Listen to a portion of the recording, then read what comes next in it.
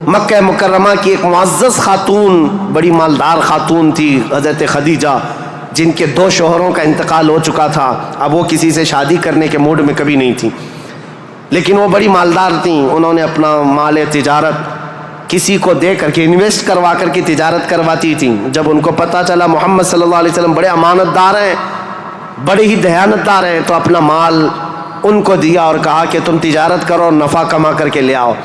رسول پاک صلی اللہ علیہ وسلم ان کا مال تجارت لے کر ملک شام گئے اور اتنا نفع ہوا اس مال میں۔ واپس جب آ رہے تھے تو حضرت خدیجہ کا ایک غلام میسرہ تھا۔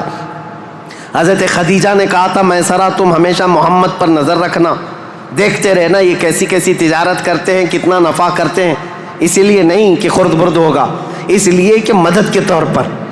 جب یہ قافلہ واپس مکہ آ رہا تھا، اب پھر ٹرننگ پوائنٹ ہے یہاں پر، حضرت خدیجہ اپنے گھر کے بالا خانے پر بیٹھ کر کے اپنا نفع شدہ قافلہ جو مکہ میں داخل ہو رہا ہے اس کو دیکھنے کے لیے بیٹھی ہوئی تھی۔ بڑا گھر تھا، بڑا محل تھا۔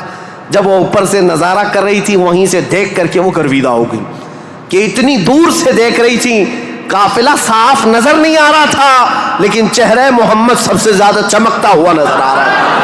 حضرت خدیجہ کہتی ہے میں نے چاند کو بھی اتنا تیزی سے چمکتے نہیں دیکھا جس طرح ملک شام سے یہ لوٹتا ہوا قافلہ محمد کا چمکتا ہوا چہرہ لے کر آ رہا تھا۔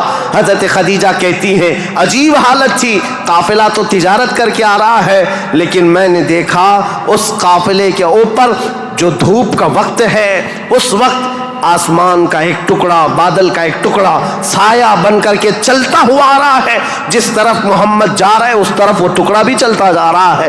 آگے پیچھے نہ جانے کون سی مخلوق چل رہی تھی۔ حضرت خدیجہ کا دل یہیں سے بے قرار ہوا۔ ملک شام سے تجارت کر کے واپس آنے کے بعد، جبکہ حضرت خدیجہ کی 2 شادیاں آلریڈی ہو چکی تھی، انتقال ہو چکے ان کے شوہروں کے، 40 سال کی عمر ہو چکی تھی، شادی کرنے کا کوئی خیال نہیں تھا، لیکن حضور پاک کے چہرے پاک کو دیکھنے کے بعد، ان کی خصوصیات دیکھنے کے بعد، نفع لیتے ہی آپ نے پیغام بھیج دیا محمد صلی اللہ تعالیٰ علیہ وسلم سے، کہا کیا آپ مجھ سے نکاح کرنا چاہیں؟ وہ روح محمد صلی اللہ تعالیٰ علیہ وسلم کی گرویدہ خاتون، ان کا پیغام پہنچتے ہی رسول پاک صلی اللہ تعالیٰ علیہ وسلم نے خود سے قبول نہیں کیا، اپنے چچاؤں اور پھوپھیوں کے درمیان اس مسئلے کو رکھا۔ جناب ابو طالب تھے، سارے پھوپھیاں اور چچا بیٹھے، ان کے سامنے رکھا کہ حضرت خدیجہ کے پیغام نکاح آیا ہوا ہے۔ سارے لوگوں نے کہا تمہیں پتہ ہے خدیجہ پورے مکہ میں طاہرہ کے نام سے جانی جاتی ہیں، سب سے پاکیزہ خاتون۔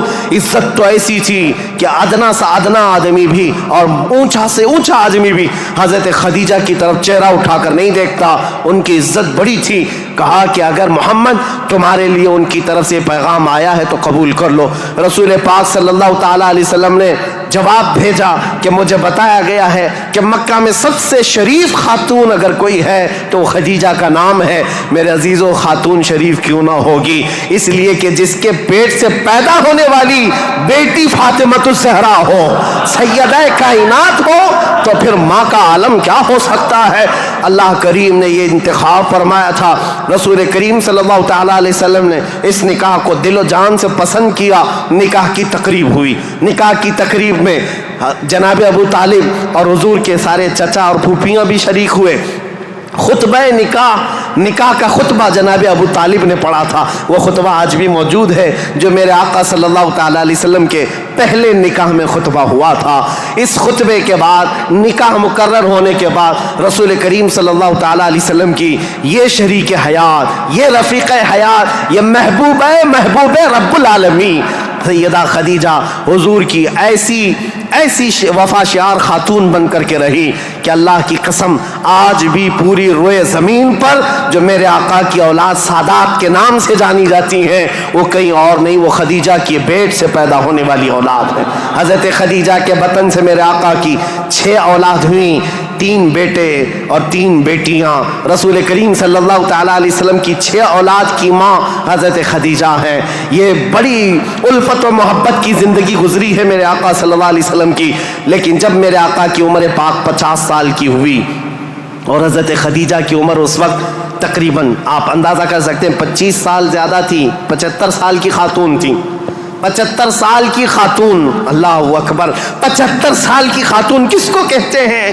عمر کا وہ پڑاؤ جس میں بوڑھا اپنے اعضاء سے مجبور ہو جاتا ہے اور اس کے پٹھے جواب دے جاتے ہیں، چلنا پھرنا دوبھر ہو جاتا ہے۔ لیکن قسم خدا کی جب میں یہ روایت پڑھتا ہوں کہ جب رسول کریم صلی اللہ تعالی علیہ وسلم 3000 فٹ اونچی پہاڑی غار ہرا میں جا کر عبادت کرتے تھے، کبھی 2 دن تک نہیں آتے تھے، تو 75 سال کی یہ خاتون دن میں 2 مرتبہ پہاڑی پر جاتی تھی کھانا لے کر کے اور اترتی تھی۔ آج میں بتاؤں، ہم جیسوں کی جوانی میں 1 مرتبہ پہاڑ پر چڑھ کر کے آ جائیں، 8 دن تک پٹھے درد کرتے ہیں، پیر درد کرتے ہیں۔ میں سمجھ نہیں پاتا وہ خدیجۃ الکبریٰ کی وفا شعاری کو دن میں 2 مرتبہ اپنے نبی پاک اپنے رفیق حیات کے لیے اوپر جاتی تھی، نیچے آتی تھی۔ کبھی رسول اللہ پہاڑ سے اتر رہے ہوتے، حضرت خدیجہ گھر کے باہر آ کر کھڑی ہوتی، کڑی دھوپ ہوتی، سورج کی تمازت ہوتی، لوگ چلتے پھرتے کہتے خدیجہ اپنے شوہر کا انتظار کر رہی ہو؟ کہتی ہاں، میرے شوہر پہاڑ سے اتر رہے ہیں، غار ہرا سے آ رہے ہیں۔ اس وقت لوگ کہتے خدیجہ اندر چھاؤں میں بیٹھو، انتظار کرو، ان کے آنے میں کافی وقت ہے۔ خدیجہ کہتی میرا دل گوارا نہیں کرتا میرا شوہر دھوپ میں اتر رہا ہو اور ان کی عورت چھاؤں میں بیٹھی رہے، جب تک وہ دھوپ میں اترتے رہیں گے میں دھوپ میں کھڑی رہوں گی۔ یہ وفا شعاری ایسی تھی، آپ کو پتا ہے سب سے پہلی وہی قرآن کی جو غار ہرا میں آئی ہے، جبرائیل امین لے کر کے آئے ہیں۔ اسلام کی تاریخ میں اگر یہ نہ بتائیں تو ابتدا ہی نہ ہوگی، کیونکہ رسول اللہ صلی اللہ تعالیٰ علیہ وسلم جب 40 سال کی عمر میں تھے، غار ہرا میں جا کر عبادت کرتے، جبرائیل امین آئے قرآن کی آیتیں لے کر اور حضور سے کہا اقرا۔ حضور نے کہا ما انا بقاری، میں نہیں پڑھوں گا۔ وہ کہتے تھے پڑھو، حضور کہتے میں نہیں پڑھوں گا، سینے سے سینہ لگا کر دبوچتے تھے۔ 3 مرتبہ ہوا، 4تھی مرتبہ کہا اقرا بسم ربک الذی خلق، پڑھو اس رب کے نام سے جس نے پیدا کیا ہے۔ رسول محترم صلی اللہ تعالی علیہ وسلم نے پڑھنا شروع کیا، اور پھر آیتیں سب سے پہلے جو آئی ہیں، اسلام کی ابتدا نور الہی کا ظہور ہے، نور الہی کا نزول ہے، اللہ کا کلام اتر رہا ہے پہاڑ پر، پہاڑ کی چوٹیوں پر، جس کو آج بھی جبل نور کہا جاتا ہے، نور کی پہاڑی، جہاں نور اترا، نور کا پہاڑ ہے، اور کس پر اترا؟ جس پر اترا وہ نور علی نور ہے۔ قرآن کی آیتیں آئیں، اقرأ بسم ربک الذی خلق، خلق الانسان من علق، اقرأ وربک الاکرم الذی علم بالقلم، علم الانسان ما لم يعلم۔ یہ 5 آیتیں دے کر جبرائیل امین چلے گئے۔ رسول پاک صلی اللہ تعالیٰ علیہ وسلم پر جو وحی آئی تھی اس کا اثر ایسا تھا، سخت ٹھنڈیوں کے دن تھے، موٹے موٹے پسینے کے بوند پیشانی سے نکلتے تھے۔ جب رسول پاک تشریف لائے، پہلا واقعہ دیکھا تھا حضور نے، پہلا واقعہ تھا جبرائیل امین اس طرح آیتیں لے کر آئے۔ یہ آیتیں اترنا آسان بات نہیں، قرآن خود کہتا ہے، میرا مولا فرماتا ہے اگر ہم یہ پہاڑوں پر اتار دیتے، پہاڑ ریزہ ریزہ ہو جاتے، ٹکڑے ٹکڑے ہو جاتے، لیکن قلب مصطفیٰ نے اس کا بوجھ اٹھا لیا ہے۔ رسول اللہ کے دل نے اس امانت کو اٹھایا تھا، لیکن چل کر کے دنیا کا وہ پہلا انسان، دنیا کی وہ پہلی شخصیت ہے جس کو قرآن سنایا میرے آقا نے، وہ کوئی اور نہیں، ام المومنین سیدہ خدیجۃ الکبریٰ ہے۔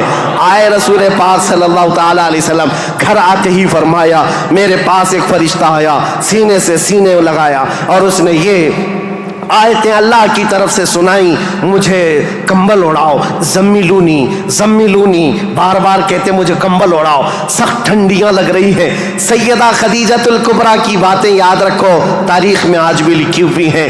ڈھارس بندھانے والی، تسلی دینے والی، حوصلہ دینے والی خاتون ہو تو زندگی کمال کی ہے۔ عزیزان گرامی کہتی ہیں اے محمد عربی صلی اللہ تعالیٰ علیہ وسلم، اے اللہ کے رسول، آپ یتیموں کا بوجھ اٹھاتے ہیں، آپ بیواؤں کی مدد کرتے ہیں، آپ کمزوروں کا ہاتھ پکڑتے ہیں، آپ کے ساتھ کبھی برا ہو ہی نہیں سکتا، یہ جو اترا ہے وہ آپ کی بھلائی کے لیے ہے۔ ان قریب آپ دیکھیں گے زمین و آسمان کی ساری چیزیں اللہ تعالیٰ آپ کے لیے مسخر فرما دے گا۔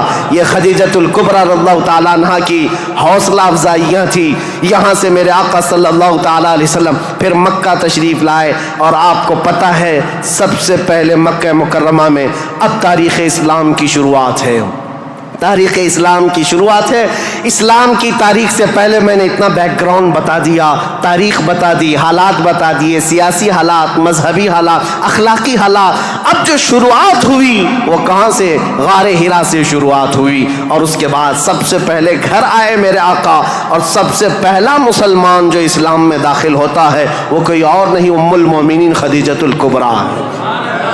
گھر والی سب سے پہلے اسلام میں داخل ہوئی ہیں۔ روایتوں کی تطبیق کے اعتبار سے الگ الگ مفسرین محدثین نے بیان کیے ہیں۔ سب سے پہلے اسلام لانے والوں میں صدیق اکبر بھی ہیں، مولا کائنات بھی ہیں، اور حضرت خدیجہ بھی ہیں، حضرت زید بھی ہیں، حضرت بلال بھی ہیں۔ سب کی کیٹیگری کے حساب سے ان کو اول درجے میں رکھا گیا۔ عورتوں میں سب سے پہلے حضرت خدیجہ، بچوں میں مولا کائنات۔ بہرحال سب سے پہلا جو اسلام شروع ہو رہا ہے وہ حضرت خدیجہ خود کے گھر سے رسول اللہ نے شروع فرمایا، اور اس کے بعد پھر مکہ والوں کو جمع فرمایا۔ سیدہ خدیجۃ الکبریٰ رضی اللہ تعالیٰ عنہ، آخری لمحات ہیں سیدہ خدیجۃ الکبریٰ رضی اللہ تعالیٰ عنہ کے۔ عزیزان گرامی، حضور صلی اللہ تعالیٰ علیہ وسلم کی ساری بیویوں میں ایک خصوصیت حضرت خدیجہ کو یہ بھی حاصل ہے کہ حضور اکرم صلی اللہ علیہ وسلم کے سارے اولاد حضرت خدیجہ کے پیٹ سے ہوئے، حضرت خدیجہ کے بطن مبارک سے۔ صرف ایک ہیں حضرت بی بی ماریا قبطیہ کے نام سے، وہ باندھی تھی، لیکن ازواج مطہرات میں حضور صلی اللہ تعالیٰ علیہ وسلم کی بیویوں میں صرف اور صرف حضور کے اولاد حضرت خدیجہ سے ہوئے، باقی کسی سے نہیں۔ 6 اولاد حضرت خدیجہ کے بطن سے ہوئے۔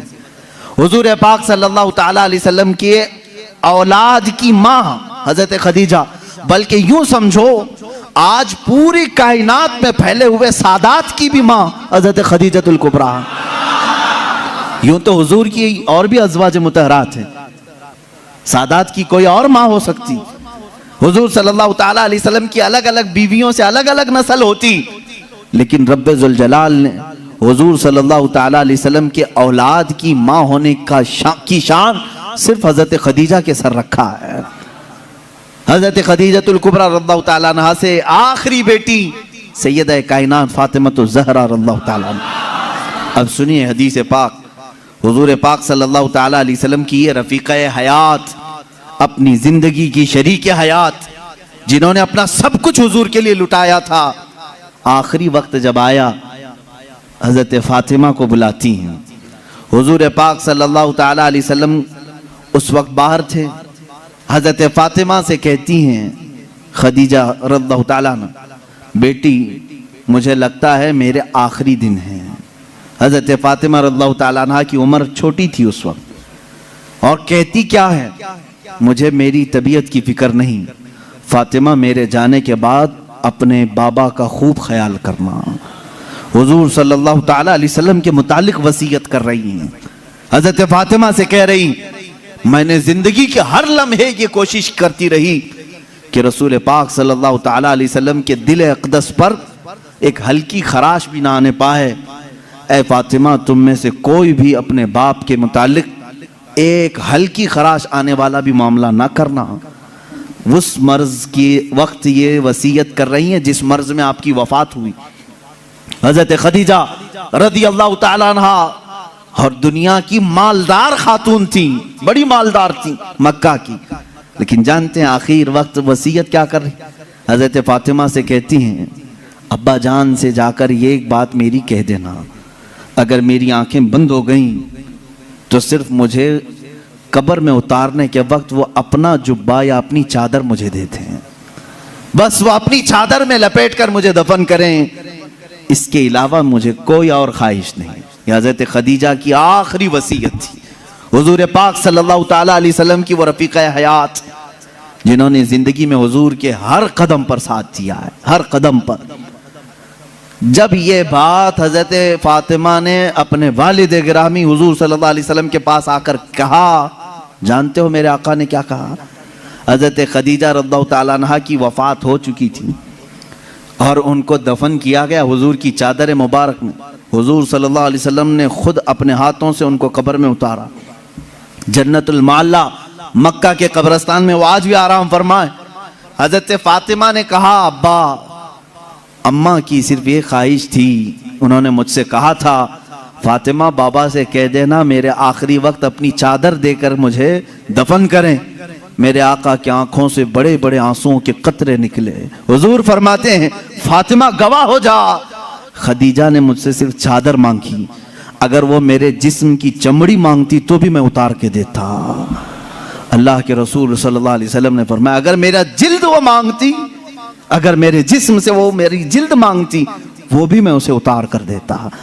حضور پاک صلی اللہ علیہ وسلم کی بے انتہا محبت تھی اس رفیق حیات کے ساتھ، حتیٰ کہ جس سال حضرت خدیجہ کی وفات ہوئی وہ پورے سال کا نام حضور نے عام الحزن رکھا، یہ غموں کا سال ہے۔